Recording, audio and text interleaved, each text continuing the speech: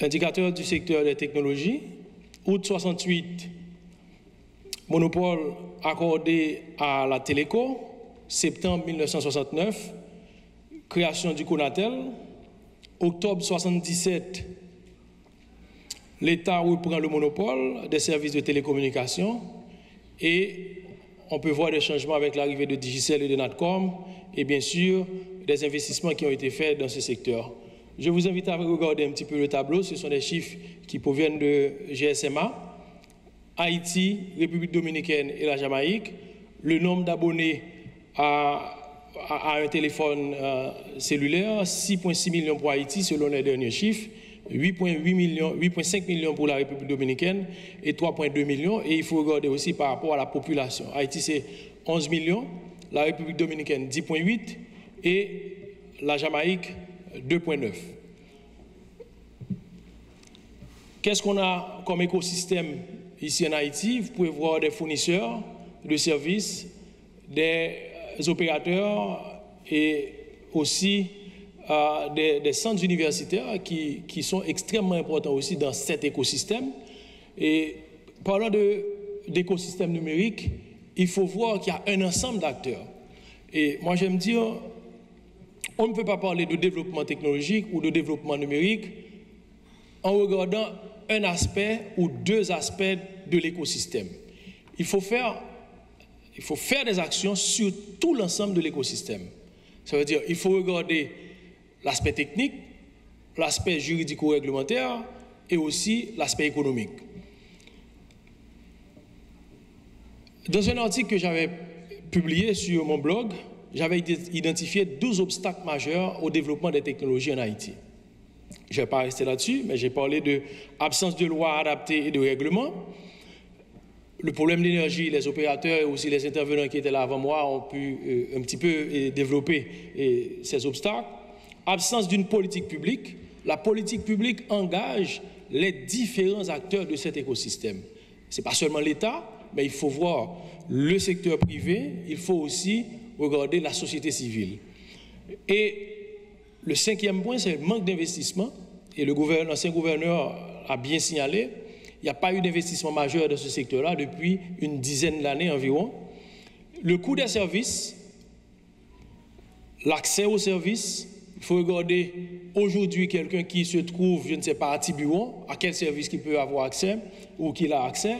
Absence de services en ligne, ça veut dire le consommateur doit se déplacer pour avoir accès à un service, que ce soit au niveau de l'administration publique ou au niveau d'une institution du secteur privé. Parce qu'aujourd'hui, on peut se demander pourquoi, par exemple, une institution publique, un ministère, une direction générale ne peut pas se doter d'un site Internet. Est-ce qu'on doit attendre je ne sais pas, une circulaire du Premier ministre ou d'un ministre pour qu'on ait des sites Internet à jour? Donc ça veut dire qu'il faut un engagement de ces acteurs. Et aussi le faible pouvoir d'achat. Les gens n'ont pas assez de moyens financiers. Le manque d'innovation. Il faut les infrastructures, mais bien sûr, il faut innover. Il faut développer des services innovants. Absence d'une autorité de gouvernance numérique. On parle de tout ça et j'étais bien content d'entendre le professeur Noël parler d'activités isolées, d'événements. Oui, il y en a eu, mais je crois aussi qu'aujourd'hui, le secteur arrive à une certaine maturité. Donc effectivement, il y a eu des activités dans le temps. Regardez ce qui se passe avec le secteur privé, une activité comme celle-ci. Regardez le gouvernement qui a lancé un centre incubateur technologique. Regardez les différentes activités qu'on a dans ce secteur. Je crois qu'aujourd'hui, on arrive à une certaine maturité. Et le 12e obstacle que j'ai identifié, c'est un manque d'éducation et de culture numérique. Ça veut dire que les gens, aujourd'hui, aiment voir, par exemple, si on prend l'argent physique. D'ailleurs, on chante César, l'oblat il empoche moins, en sécurité. Or, avec, que ce soit la monnaie électronique, que ce soit les autres services financiers et qu'on peut offrir, les services financiers digitaux, on n'a pas besoin du cash réellement pour effectuer des transactions. Donc il faut changer cette culture. Et le manque de culture numérique, c'est tellement criant. Il y a, par exemple, si on prend une école, par exemple, pourquoi une école ne peut pas créer un site Internet où les parents peuvent accéder à, je ne sais pas, à des contenus et pour savoir exactement le comportement de son enfant pendant la semaine. Donc on n'a pas besoin de politique ou de loi pour faire ces choses. Donc il faut profiter au maximum des technologies et c'est ce que j'appelle la culture numérique. Ça veut dire changer la conception pour qu'on comprenne réellement que le numérique est présent et en nous, le numérique est autour de nous. Maintenant, il faut offrir des services à partir du numérique. Les 12 objectifs du développement durable parlent, et mon ami là de l'UIT a fait mention des objectifs durables, des objectifs de développement durable. Le 9e objectif parle d'innovation et d'infrastructure. Ça veut dire qu'il est extrêmement important pour nous en tant que pays d'adresser le problème d'infrastructure et aussi de développer ou encore accélérer une politique d'innovation. Et les investissements dans le secteur, dans les infrastructures sont essentiels pour parvenir au développement durable et à l'autonomisation des communautés. Ce schéma est extrêmement important. Ça, c'est la mesure de maturité numérique. C'est une étude qui a été réalisée par l'OCDE. Regardez que, autant qu'on soit proche du noyau, autant qu'on est faible. Ça, c'est la mesure de maturité d'Haïti. En termes d'infrastructure, je ne sais pas si je peux pointer. Bon. En termes d'infrastructure, on est pratiquement très proche de zéro. Or, on a vu tout à l'heure que pour assurer le développement durable, il faut des investissements dans les infrastructures. Donc, est-ce qu'on peut parler de développement aujourd'hui sans parler d'investissement dans les infrastructures? On doit créer un cadre favorable aux investissements et aussi protéger les investissements. Maintenant, quelles sont les perspectives? J'ai parlé d'écosystème, il y a des activités, il y a des événements, mais il faut aussi des engagements beaucoup plus clairs, que ce soit de l'État, que ce soit du secteur privé, que ce soit de la société civile. Et aucun pays n'arrive à le faire sans, je pourrais dire, cette harmonisation entre les différents acteurs de cet écosystème. L'État, à lui seul, ne peut pas assurer le développement des technologies en Haïti. Le secteur privé non plus ne peut pas le faire seul. La société civile ou l'université non plus. Donc il faut un effort collectif, il faut un engagement pour dire qu'est-ce qu'on veut pour ce pays, comment on veut que les technologies aident au développement des autres secteurs. Il faut faire des investissements, bien sûr, dans les infrastructures et j'ai identifié 6 champs d'action. Il faut développer des infrastructures résilientes. Je ne sais pas si vous vous en souvenez. Après le cyclone Matthew en octobre de 2017, Haïti, encore la partie sud du pays, était coupée du reste du monde. Il faut des investissements, mais des infrastructures résilientes. Vous savez que Haïti est exposé à toute forme de catastrophe, que ce soit des cyclones, des tremblements de terre, mais il faut des infrastructures résilientes. Il faut un aménagement numérique du territoire. Ça veut dire que l'État doit intervenir pour dire que le citoyen qui se trouve à Montbain-Cochu ou à Coq-qui-Chante dans le département du Sud-Est doit avoir accès aux services numériques. Et pour cela, il faut un engagement. Et qu'est-ce qui va faire ces investissements? Est-ce que c'est l'État ou le secteur privé? Donc, l'État doit créer le cadre ou encore l'environnement favorable au développement ou encore au développement des infrastructures. Accélération de la politique d'innovation. Quand on parle d'innovation, on parle de formation, on parle de recherche, mais aussi de marché. Ça veut dire, je ne vais pas innover sans qu'il y ait un marché pour le produit ou le service que je vais offrir. Donc, il faut un effort pour accélérer la politique d'innovation. Il faut la formation des cadres répondant aux besoins, que ce soit locaux ou internationaux du moment. Aujourd'hui, on parle de big data, on parle de data science, on parle de cybersécurité, on parle de développement web. Ça veut dire, ou encore de développement mobile, l'Internet of Things, intelligence artificielle, etc. Est-ce que la formation qu'on offre aujourd'hui répond aux besoins du moment? Est-ce que, je me souviens à l'époque, peut-être 98-2000, tout côté où est passé, c'est comptabilité informatisée, gestion informatisée, toute bagarre informatisée. Est-ce que je dis, c'est ça que nous avons besoin ou encore produire de la formation pour des simples utilisateurs? Donc, pas qu'à utilisateur, je veux dire. Donc, si nous voulons développer une politique côté que technologie joue un rôle de pilier au développement, il faut que nous assurions qu'il y ait une formation qui réponde à besoins moments et à besoins futurs.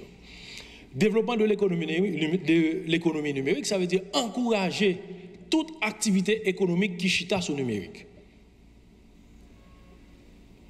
Création d'emplois, création d'emplois, que ce soit à travers les BPO, Business Process Outsourcing, et un pile intervenant qui parlait de ça, call center, services innovants, etc. Et cinquième champ, c'est transformation digitale, culture numérique, j'aime tout expliquer tout à l'heure. Si nous pas agir sur culture numérique, ça veut dire que mon citoyen se sentit à l'aise que banque, que le client, la CALI, offrir le service côté que le chita la CALI sans pas déplacer, et bien la fait transfert d'un compte à l'autre, la payer billy et la fait de l'activité. La acheter, la vendre. Même gens pour institutions publiques, si institutions publiques n'ont pas offert de services en ligne, ça veut dire sans pas besoin de déplacer ou à payer taxes à partir de une plateforme internet, taxes au niveau des GI, ou à payer des services au niveau de la douane. Ensemble de barres, c'est eux-mêmes qui pour faire changement que nous avons parlé dans la culture mondiale. Donc, ambassadeur, ils prennent devant. Je dis, si on a besoin d'appliquer pour un visa américain, un visa français, un visa canadien, on pas l'autre bagage pour le faire, à en ligne. Même si mon nom sorti, et je ne vais pas le faire défaut, mais quel que soit le point côté mon nom sorti, il faut aller en ligne.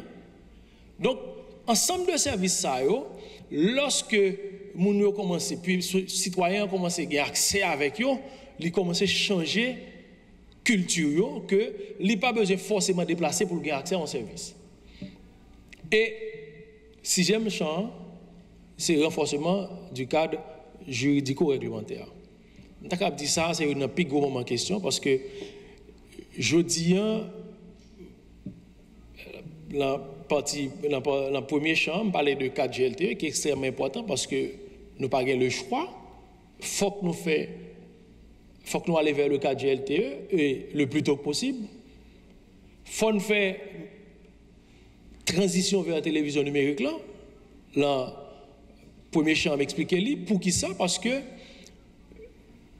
ce soit pour créer de nouveaux métiers dans le secteur numérique là, que ce soit pour assurer un développement secteur, il faut que nous fassions 4G LTE et il faut que nous fassions transition vers la télévision numérique là.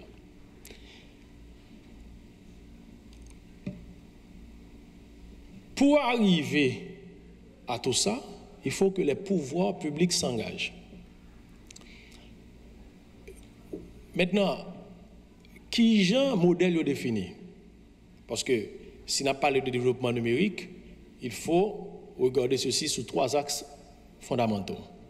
L'aspect technique, ça veut dire les investissements qui vont se faire, qui doivent se faire, et pour arriver à des infrastructures résilientes, et j'aime ce montrer là. Et le deuxième niveau, amélioration du cadre juridico-réglementaire, ça veut dire qu'il y a des règlements, il y a des lois qui répondent à développement, qui favorisent le développement social avec le développement économique. Ça veut dire, aujourd'hui, on peut prendre des décisions qui pas viser le développement social, le développement économique.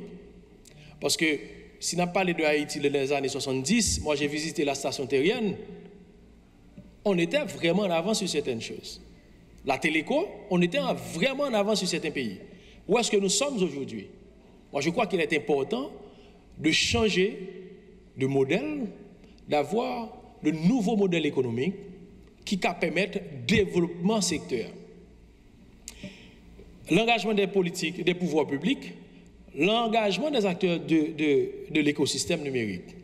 Ça veut dire que celui qui fait partie de cet écosystème, que ce soit l'utilisateur, que ce soit le fournisseur de services, il faut arriver à un minimum de consensus pour harmoniser les efforts, pour que l'on puisse dire ce qu'on veut d'Haïti, ce que vraiment on veut pour Haïti dans ce secteur. Et c'est pour un secteur qui pourra développer, qui pourra porter l'argent pour compter. Mais son secteur, à partir de décisions qui doit aider à développement tout l'autre secteur. Ça veut dire les technologies au service de l'éducation, les technologies au service de la santé. Coupe du Monde va arriver peut-être dans 2 jours. C'est ça, dans 2 jours exactement. Dans ça, là, je ne sais pas si médecin ni professeur peut-être. Bon.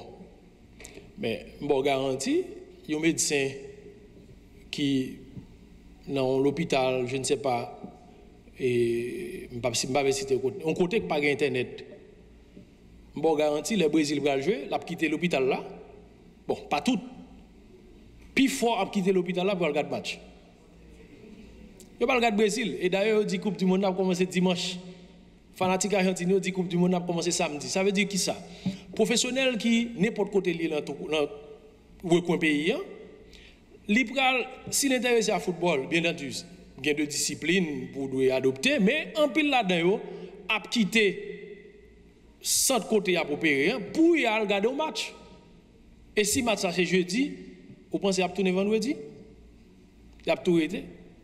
Ça veut dire c'est arriver à mener service là côté moun a évolué. On construit l'hôpital, médecin doit avoir accès à loisirs, il doit avoir accès à la communication parce que pendant la zone côté il faut communiquer à madame, il faut communiquer à petite il a besoin de télécommunication, il a besoin de technologie. Donc si vous pas mener technologie, donc vous avez un manque à gagner sur la qualité de service que vous avez offrir. Et l'amélioration du cadre d'investissement et engagement des investisseurs. Tout à l'heure, j'ai parlé de modèle. Moi, je crois qu'il faut regarder, comme on dit en créole, tête frette, quel est le meilleur modèle à adopter pour le développement social, le développement économique à travers les technologies. Parce que l'État a besoin d'argent. Opérateur qui a besoin de offrir service, il faut le payer par exemple pour licence là. Et licence là, c'est un contrat. D'accord? En plus, il faut le payer pour ressources que l'on va l'utiliser pour déployer le service là. Les fréquences. Ensuite, il faut qu'il déploie l'infrastructure. 3 niveaux d'investissement. Et peut-être, dans certains cas, et je sais, bon, tout à l'heure, j'étais d'accord avec certains intervenants qui t'ont parlé de contraintes. Bien entendu, nous connaissons qu'il y a des avantages parce que même s'il y a un problème, c'est le consommateur final là qui va le payer. Ça veut dire que le coût de service est toujours cher. Mais par contre, si acteur ou encore opérateur dans le service, c'est eux-mêmes qui vont assurer la sécurité site, c'est eux-mêmes qui vont assurer le transport gaz, tout ensemble de barils ça yo. Donc il faut une certaine protection et c'est là que je suis d'accord avec l'intervenant tout à l'heure, mais en même temps tout, l'État travaille avec le secteur privé, l'harmonisation pour développer un modèle, consommateur final là, l'a bien accès à de meilleurs services. L'a bien accès, alors en même temps tout, il faut avoir un régulateur fort, ce que j'appelle un régulateur fort qui est là pour faire respecter les règles du jeu. Le ça qu'on y a, opérateur qui a offert service à citoyen par exemple qui trouve courant, il connaît que service là besoin de monde tout courant. Au final, qu'est-ce que l'État veut? C'est faire service arriver. Maintenant qu'on y a, c'est définir modèle, meilleur modèle qui peut permettre que service arrivé joindre consommateur, mais à un coût que lui-même est capable de supporter. Parce que là, ça, on fait technologie a servi de levier au développement. Si un hôtel, par exemple, situé Limbé, par exemple, hôtel là pas Internet, c'est sûr que vous-même comme professionnel, si vous choisissez entre un hôtel qui a Internet avec un hôtel qui n'a pas Internet, je suis sûr que vous choisir un hôtel qui n'a pas Internet là. Je suis sûr que vous choisir dans la période Coupe du Monde un hôtel côté que vous pas regarder un match. Donc l'État qui travaille ça pour le faire, pour l'assurer et avec investisseurs, pour regarder qui meilleure formule qui va permettre que le service arrive joindre consommateur final. Et en conclusion, selon un rapport Banque mondiale, il a expliqué que à chaque fois que il y a 10% pénétration 10% pénétration Internet qui fait, il y a une augmentation de PIB. Pays ça, surtout dans les pays en développement, de 1,38%. Donc, si réellement l'État voulait arriver en développement économique, il faut passer par le développement des technologies. Est-ce que c'est le dernier slide? Donc, pour finir, je dirais qu'aujourd'hui, nous l'avons encore faut extrêmement important. Que ce soit pour le consommateur, parce que le consommateur aujourd'hui devient de plus en plus gourmand.